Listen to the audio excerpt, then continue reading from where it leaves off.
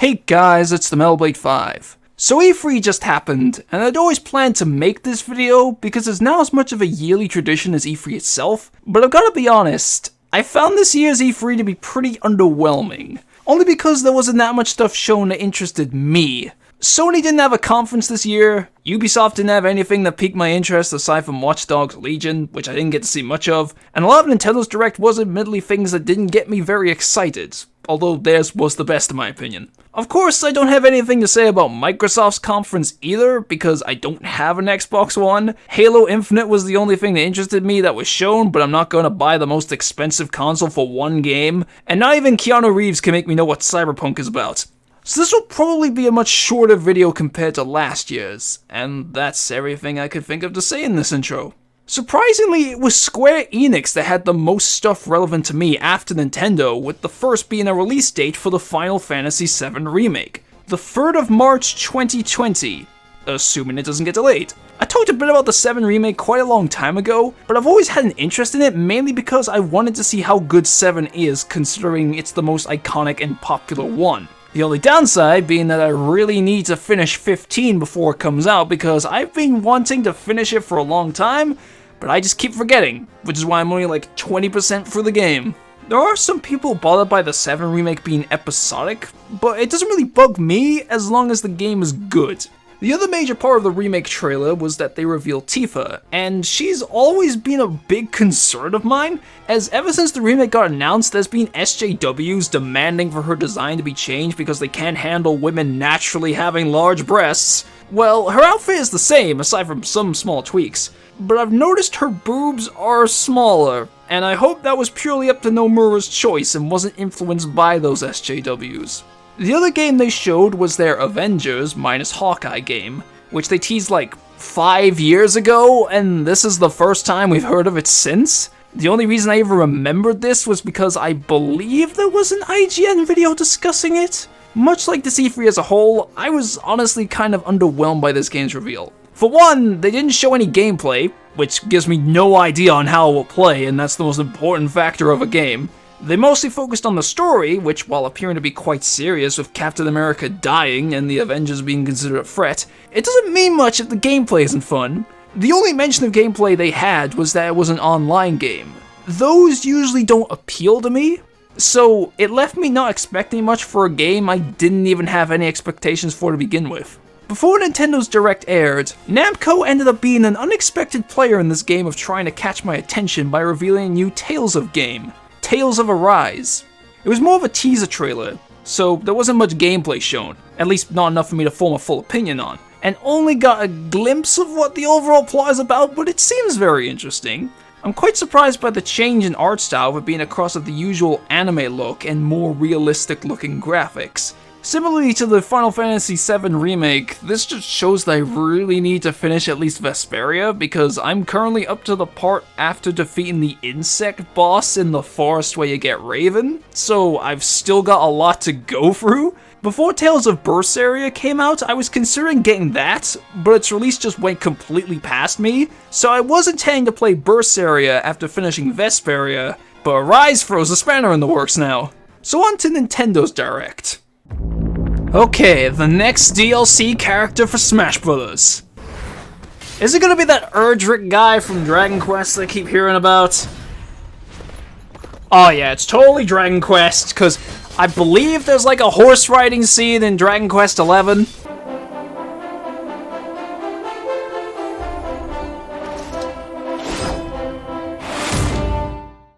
They added the hero from Dragon Quest to Smash Bros. I feel like any excitement or surprise this reveal would have had on me was completely removed by all those rumors of Erdrick from Dragon Quest III being DLC. And they were kind of right. It's just that the 11 protagonist is the default, while the 3, 4, and 8 heroes are alternate costumes. The Erdrick rumors were spread all over the place, and I had already seen many discussions of a possible Dragon Quest character, so when I saw his silhouette, I was just like, oh, okay. Part of that is because I've only played one Dragon Quest game, which was 9, but I didn't get very far because I got stuck on the Black Knight boss as a kid due to not knowing that I could get more party members by that point. I learned this years later and went back to beat him, but because it was so long I ended up forgetting about the game. So while I'm not really excited about the hero's announcement, I'm still getting them because I bought the Fighters Pass, so I have no choice. But it could also be that while I don't have a personal attachment to the character, they could still be fun to play as. All of their different skills appear to make them a very versatile and standout fighter.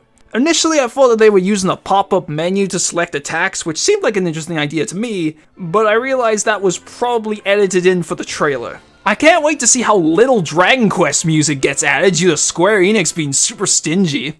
Next, they showed more of Luigi's Mansion 3, which I have been anticipating ever since its announcement. They went to only having one mansion, or hotel in this case, and while I prefer 2 over 1 partially for having multiple mansions, I think this works really well as the hotel floors appear to have all sorts of different themes, and the hotel itself is so massive, so that means there will likely be a lot. I also like a lot of the new Poltergust features that are being added, as hopefully it can expand Luigi's combat and exploration abilities to keep things interesting, and they even brought back the green Luigi clone from the 3DS port of the first game.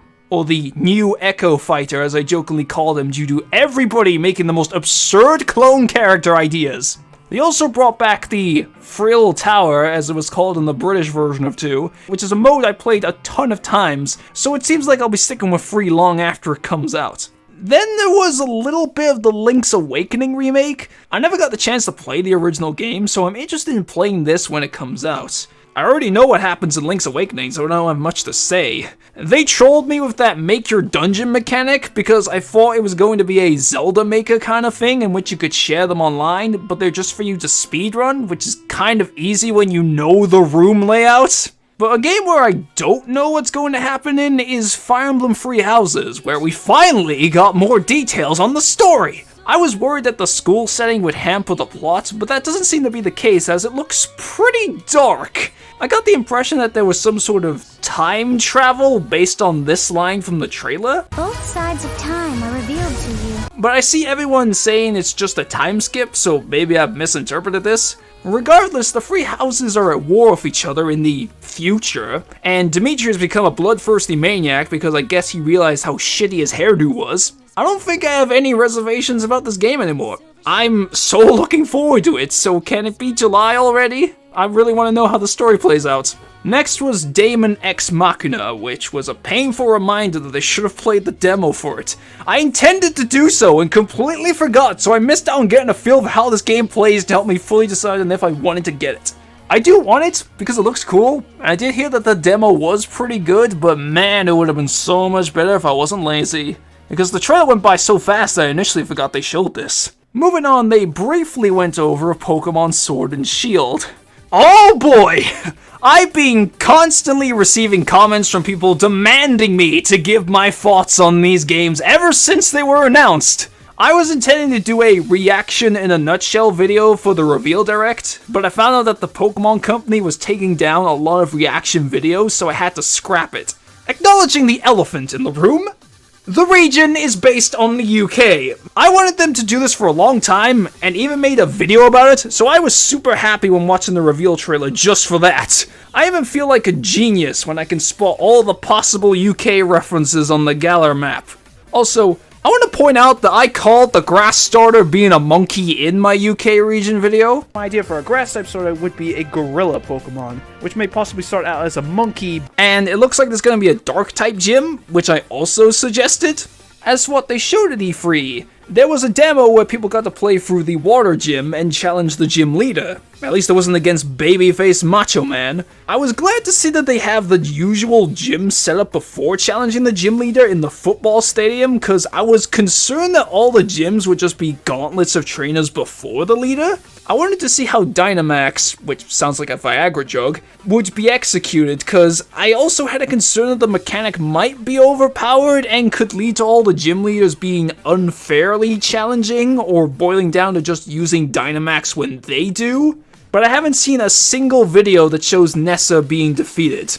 The demo also indirectly revealed 2 new Pokemon, Impidimp, a dark and fairy type imp, and Yampa, a corgi Pokemon, which I also suggested in my video. However, as the queen has pet corgis, I think that this should be a corgi Pokemon. They both seem kind of odd to me, but that's just my very initial reaction to seeing them so suddenly. I guess just in case anybody asks this, for which starter is my favorite?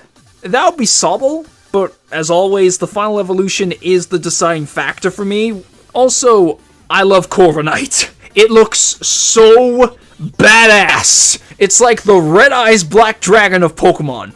I really want to use one on my team when I get the game. Hopefully it's good.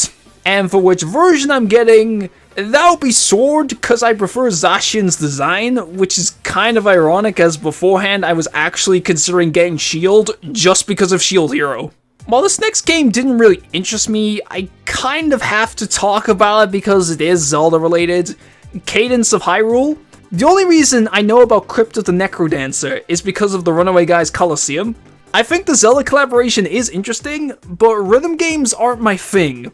That's why I didn't get the Persona dancing games. Then there was Marvel Ultimate Alliance 3, the Marvel game that actually excited me at E3. I've never played the first two Ultimate Alliances, but I've always wanted to just because of the huge number of Marvel characters they fit into each game. When they got re-released on the PS4, I did consider buying them, but then I heard they were like a rip-off because they were priced the same as a newly released game, so I didn't bother. But here, it is a new game, so I hopefully won't get ripped off. The roster of characters in this game is both massive and well reflective of all the parts of the Marvel Universe now that Disney owns Fox. Jump in anytime now, darlings. I don't even know who you are. Plus, we've actually seen gameplay for this, and I think it looks fun. As for Mario and Sonic at the Tokyo 2020 Olympic Games, I've never gave a shit about the Mario and Sonic Olympic Games. Although I'm disappointed by the severe lack of Gangsta's Paradise in the trailer. Gotta go fast. Next up is Animal Crossing for the Switch. Animal Crossing New Horizons. I've always been a very casual Animal Crossing player, but New Horizons seems like the game that I would keep coming back to because of the new approach they've seemed to have taken for this game. Will hopefully address my biggest issue with Animal Crossing. Whenever I play an Animal Crossing game, there comes a point where I feel like I'm just doing the exact same things every day to maintain my town's status, which can get repetitive and tiring, which then leads to me deciding to take a short break that ends up being longer than I expected, and I stop playing the game as a result as I fear to see how messed up my town is after not playing for a while. Weeds being everywhere, most of my villagers moving out without my knowledge, things like that. That's precisely what happened with New Leaf for me. However, in New Horizons, you appear to start off on a desert island that you build up into a town for other villagers, so I think that helps to give me a lot more stuff to do, especially in the early parts of the game, and possibly more freedom with how I can make my town so that issue is far less likely to happen, or at least it won't happen as soon as with the other games. Now for the moment that you've all been waiting for. The part where I talk about the moment that caused the internet to fucking explode. Huh? Why are they showing the K. Rool trailer again? Oh, is it another villain? What? Another Donkey Kong villain? But who could it be? Wait, I know what that was! Oh my god! Okay, it's happening! Yep! But they're gonna troll us first.